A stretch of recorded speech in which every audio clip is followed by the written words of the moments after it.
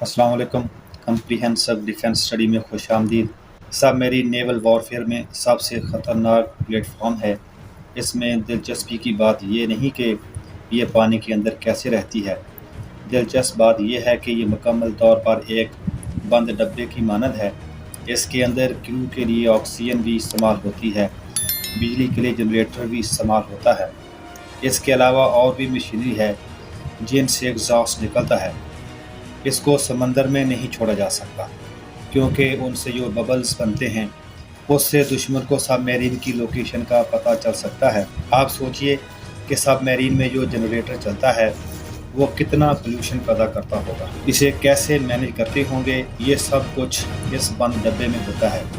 Submarine के पीछे से जो प्रोपेलर लगे होते हैं जो सबमरीन को आगे की तरफ धकेलते हैं, उनको भी इस तरीके से डिज़ाइन किया जाता है कि पानी के अंदर ज़्यादा बबल्स पैदा ना हों। दिलचस्प बात यह है कि सबमरीन में कोई विंडो या ग्लास नहीं लगा होता जिसे बाहर देखा जा सके। सबमरीन कितनी डेप्थ में जा सकती है, सबमरीन डूब रही हो तो क्रू मेंबर के साथ क्या मामला होता है, सबमरीन का कम्युनिकेशन सिस्टम कैसा होता है और कैसे काम करता है, इन सब पर वन बाय वन बात करते हैं। सबसे पहला फैक्ट ये है कि सबमरीन पानी के अंदर कैसे रहती है। पानी के ऊपर बहुत बड़े बड़े शिप्स होते हैं, वो तो नहीं डूबते, जो बड़ी आसानी से सफ़र करते हैं। तो फिर सबमरीन कैसे पानी के अंदर चली जाती है। सबमरीन के अंदर 3 टैंक लगे होते हैं, एक दरमियान में, एक फ्रंट में और एक रियर में। जब सबमरीन ने नीचे जाना होता है तो दरमियान वाले टैंक में पानी भर दिया जाता है, जिससे सबमरीन की डेंसिटी पानी की डेंसिटी से ज़्यादा हो जाती है, जिससे सबमरीन आसानी से पानी के अंदर चली जाती है।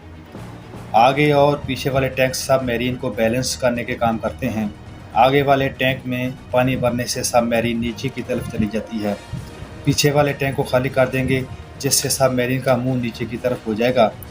और जब सबमरीन ने ऊपर आना होता है तो बीच वाले टैंक खाली कर दिए जाते हैं और इनमें कंप्रेस्ड एयर भर दी जाती है, जिससे सबमरीन ऊपर आ जाती है।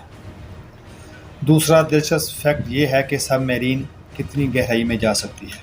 इसके बारे में कोई भी नेवी नहीं बताती। ये इसकी खुफिया क्वालिटी होती है कि कितनी गहराई में सबमरीन अपने ऑपरेशन बेहतर अंदाज में सरंजाम देती है। डेप्थ के लिहाज से 3 हिस्सों में तकसीम किया जा सकता है। एक होती है टेस्ट डेप्थ, इसमें सबमरीन अपने आम ऑपरेशन परफॉर्म करती है। इससे और नीचे जाए तो होती है ऑपरेटिंग डेप्थ, जिसमें सबमरीन अपने ऑपरेशन बेहतर अंदाज में परफॉर्म कर सकती है। दौरान जंग सबमरीन को इस डेप्थ से ऑपरेट किया जाता है और यही डेप्थ सबमरीन ऑपरेशन के लिए आइडियल डेप्थ है। अगर सबमरीन इस गहराई से नीचे चली जाए तो इसको क्रश डेप्थ कहते हैं। यहाँ सबमरीन के साथ कुछ भी हो सकता है। इस गहराई में सबमरीन ख़तरनाक हद तक नीचे चली जाती है क्योंकि इस गहराई में सबमरीन पर पानी का इतना दबाव होगा कि सबमरीन बर्दाश्त नहीं कर सकती। इस डेप्थ में सबमरीन और क्रू के साथ क्या हो सकता है, इसको डिस्कस करते हैं। सबमरीन जब क्रश डेप्थ में चली जाएगी तो सबमरीन पर पानी का इतना दबाव होगा, सबमरीन कई टुकड़ों में तकसीम हो सकती है।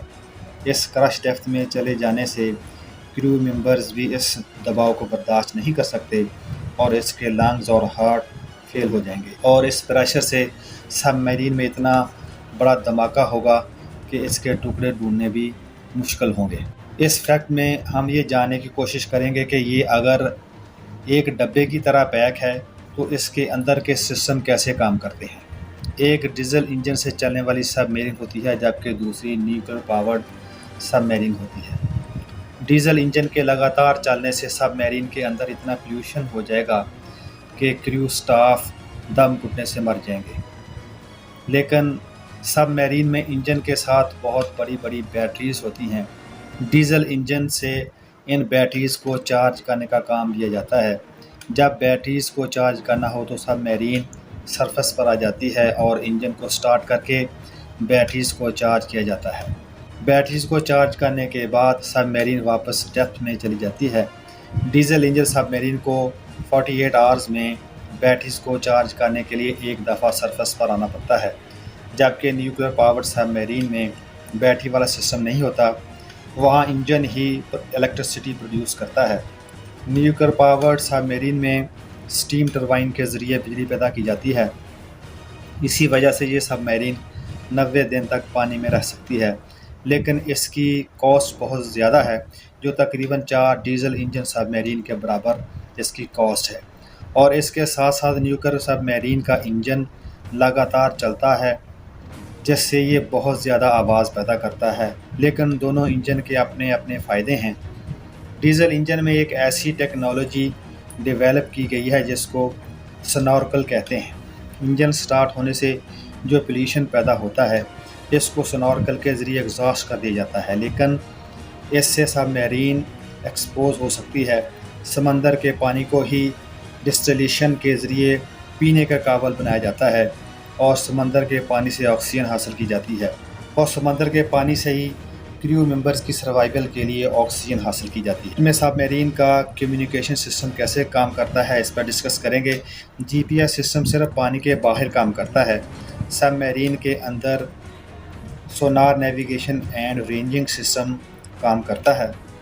یہ سسٹم ساؤنڈ ویو چھوڑتا ہے جو سامنے سے آنے والے آبجیکٹ سے ٹکرا کر واپس جاتی ہیں، جس سے یہ اندازہ لگایا جاتا ہے کہ سامنے کوئی چیز ہے۔ اگر سب میرین کو سرفس پر کانٹیکٹ کرنا ہو تو وی ایل ایف یعنی ویری لو فریکوینسی سسٹم استعمال کیا جاتا ہے۔ پہل سرفس پر کانٹیکٹ کرنے کے لیے اسے سرفس پر آنا پڑتا تھا، لیکن وی ایل ایف ٹیکنالوجی کے ذریعے ویری لو فریکوینسی سگنلز کو چھوڑا جاتا ہے، اور اس کو ریسیو کرنے کے بہت بڑے بڑے انٹینا ارتھ پر لگانے پڑتے ہیں، لیکن پھر بھی ان کی ایفیشنسی بہت ہی کم ہوتی ہے۔ وی ایل ایف کی ویوز لینتھ تو ٹھیک ہوتی ہیں، لیکن زمین پر انوائرمنٹ کی ڈسٹربنس کی وجہ سے دوسری نوائزز شامل ہو جاتی ہیں اور فریکوینسی لاس ہو جاتی ہے، اور اس کی ایفیشنسی بہت ہی کم ہوتی ہے۔ لیکن پھر بھی سب میرین کو پانی کی گہرائی میں رہتے ہوئے اپنا انٹینا پانی کے اندر 10 میٹر کی گہرائی تک لے کر آتی ہے اور وہاں سے سگنلز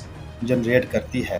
یاد رہے سب میرین کا کانٹیکٹ کرنے کا یہ سسٹم کچھ ہی ممالک کے پاس ہے، جس میں یو ایس، رشیا اور چائنا، فرانس، یو کے وغیرہ شامل ہیں۔ جبکہ سب میرین ایک ڈبے کی طرح پیک ہوتی ہے، تو اگر اس کو باہر دیکھنا ہو تو اس کے لیے وہ کون سا سسٹم استعمال کرتی ہے؟ اس کے لیے سب میرین کے اندر ایک پیریسکوپ لینز ہوتا ہے جو 360 ڈگری تک دیکھ سکتا ہے۔ لیٹسٹ ٹیکنالوجی کی وجہ سے یہ رات کو بھی دیکھ سکتا ہے اور امیج کو بڑا کر کے بھی دیکھ سکتا ہے۔ پیریسکوپ وہ واحد آلہ ہے جس کی مدد سے سب میرین کے باہر دیکھا جا سکتا ہے۔ سب میرین کو کہاں جانا ہے اور کہاں رکنا ہے سب میرین کے اندر سے تو نہیں دیکھا جا سکتا، اس کے لیے بھی نیویگیشن سسٹم ہوتا ہے۔ جب سب میرین سرفیس کے نزدیک ہوتی ہے تو سیٹلائٹ کو سگنل بھیج کر اپنی لوکیشن کا پتہ لگاتی ہے۔ اس سسٹم کو آئی جی ایس یعنی انرشیل گائیڈنس سسٹم کہتے ہیں۔ یہ سسٹم بھی بہت ایکوریٹ ہوتا ہے، اس سے پتہ چلتا ہے کہ سب میرین اپنے ٹارگٹ سے آگے ہے یا پیچھے ہے، اس کی ڈائریکشن کیا ہے۔ سب میرین کس سپیڈ سے چل سکتی ہے؟ سب میرین بہت زیادہ سپیڈ سے تو نہیں چل سکتی، اس کی میکسیمم سپیڈ 37 کلومیٹر/آور ہے، وہ بھی لیٹسٹ سب میرین کی، جبکہ دوسری سب میرین کی سپیڈ 23 سے 37 کلومیٹر کے درمیان ویری کرتی ہے۔ اس کے علاوہ سب میرین کے اور بھی دلچسپ فیکٹس ہیں جو میں آپ کو بتانے والا ہوں۔